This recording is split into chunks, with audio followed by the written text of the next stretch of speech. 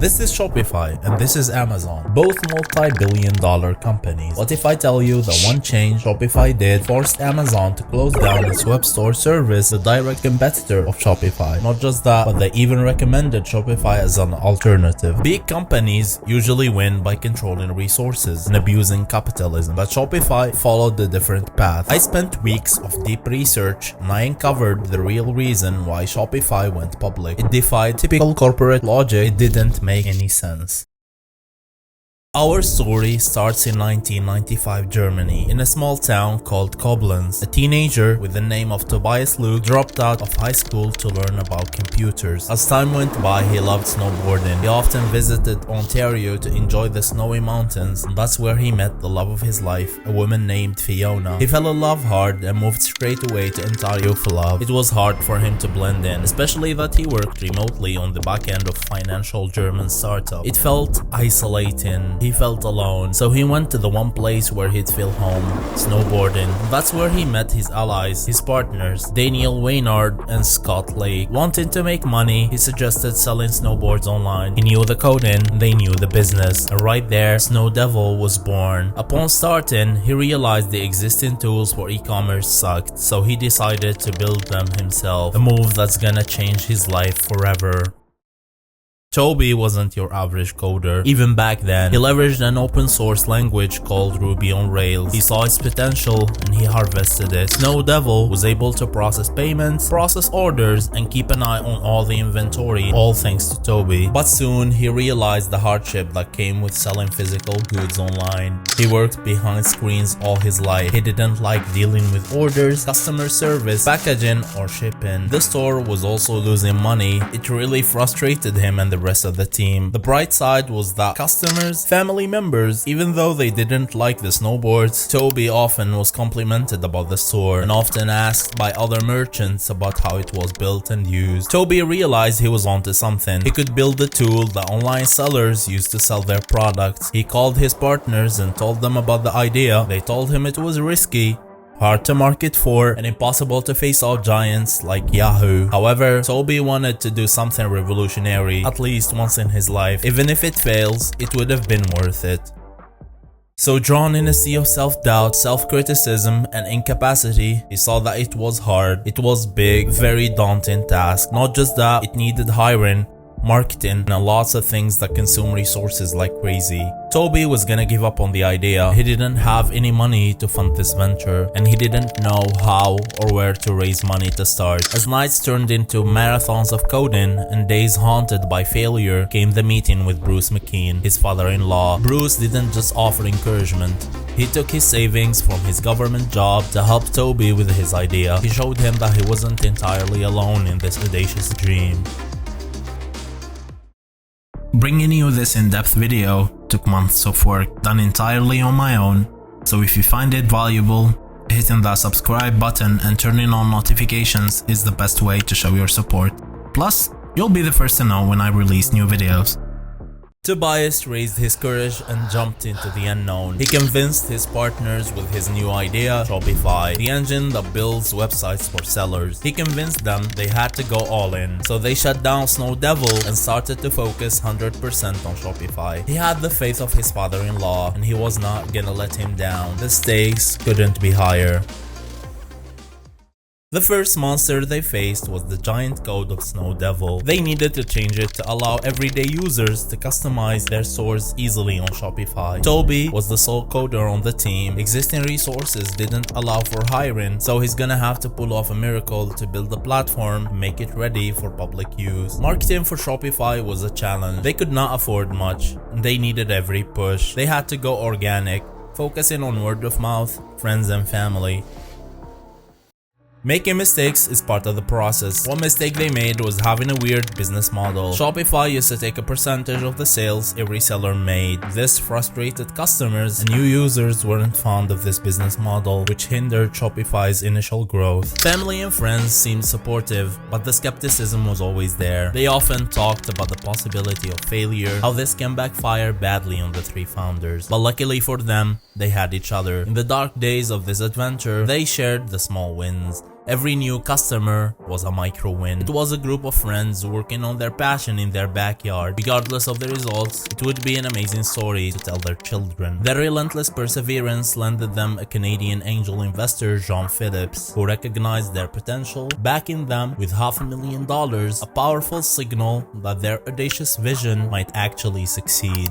By 2007, Shopify started making significant money. It was generating almost $8,000 a month. However, it was small compared to the combined efforts and the operating costs of keeping the platform alive. This is why Toby knew they had to pivot. They needed to change their business model. He wanted to encourage users to bring other merchants into the platform and to incentivize them to stay on the platform. So they changed the pricing model from a percentage of the sales generated into a subscription-based pricing, with fees that get smaller as the subscription plan goes higher. This little change in the model that seems insignificant encouraged merchants to make more sales in order to lower their fees to Shopify, and made the barrier to entry so small for the average merchant, minimizing the friction to start using Shopify. This pumped the number of users that joined the platform, raising the word of mouth for Shopify, which took it to a monthly recurring revenue of $60,000, which encouraged the team to build more features and make it easier to use the platform. But this is not the change I was talking about in the intro. In the background, Amazon, the e-commerce giant, was already taking over the world. They offered a similar service to Shopify, the Amazon web store, indirectly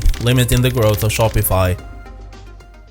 At this stage, Toby wanted to take Shopify public. He made it clear to his partners that the goal is public or bust. The problem was that he didn't see a way through. Shopify's current revenue is not that promising, and its current growth wasn't that impressive. They needed to do something no one has ever done before, a step that had the precedent of making companies go public. Tobias couldn't see this innovative feature that could revolutionize e-commerce. He felt frustrated. He often asked himself, is this it? Is this all we can do? He always envisioned Shopify to be the democratizer of e-commerce. For people like Toby, it was all or nothing. He breathed potential. Right now, he was suffocating. At this point, he was gonna give up, stop the journey here, sell Shopify, and live off that payday until a new idea came along. He actually started checking with advisors on how to sell Shopify and move on. A buyer presented himself and was about to make a deal, but before doing that, Toby's wife asked him to meet the one person who believed in him when there was nothing but an idea, his father-in-law. Their meeting changed his view on Shopify. He showed him how he started from zero, from an absolute nothing to this point where Shopify is considered the tool for the rebels and independent sellers. He restored his faith in the company, his faith in himself.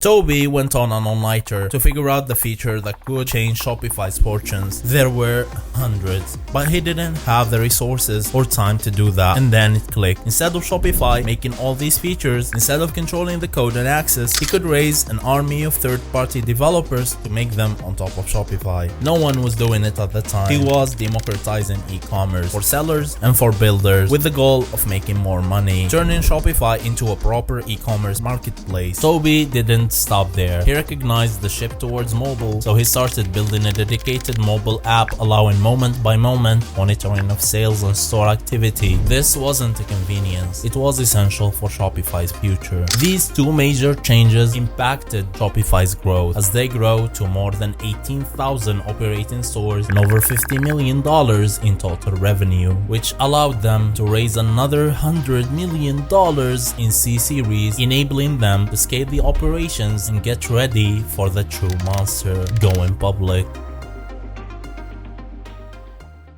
The road to going public is clear now. They just gotta wait, generate more revenue, acquire more users, and control more markets, which landed them $100 million in revenue, becoming the third fastest growing tech company in Canada. They are now ready to go public. The fruit of years of hard work is up for grabs, but self-doubt hit again. What if people didn't like it? What if the shares went under and the company went bankrupt? What if all this effort went for nothing? These are all thoughts that went through his mind all the nights prior to April of 2015. It was a big responsibility to himself, his partners, his employees, and his future shareholders. The stress he was feeling was unimaginable.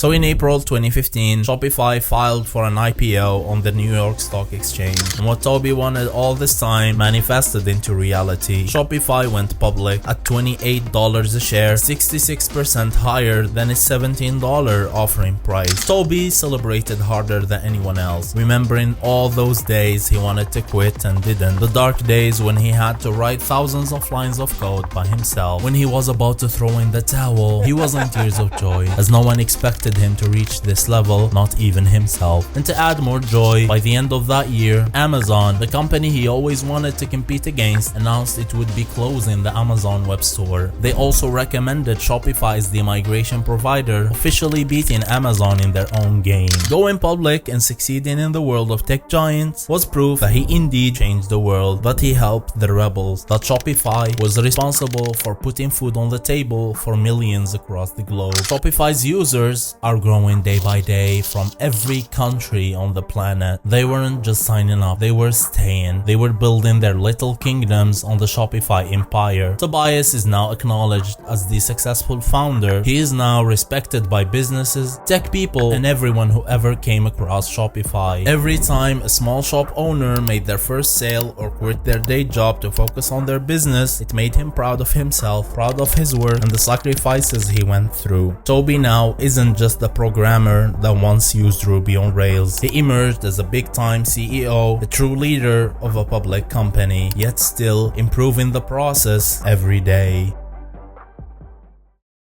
I had a lot of fun making this video. I also made this video about the story of one woman who saved the struggling company from bankruptcy to becoming a $100 billion company. Click the thumbnail to dive into that story right now. I'll see you there in a second.